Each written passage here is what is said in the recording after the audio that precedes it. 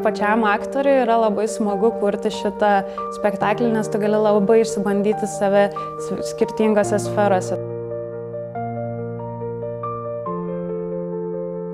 Man jis yra savotiškai artimas, bet artimas galbūt iš tų nemalonių pusių, kur atskleidžia tuos dalykus, kuriuos galbūt save tam tikromis akimirkomis bandau užgožti ir tada nenoriu šitų dalykų savyje matyti. Man atrodo, kad kiekvienas iš tų veikėjų, kad ir ką veikia spektaklyje, tai yra tų žmonių kasdienybė.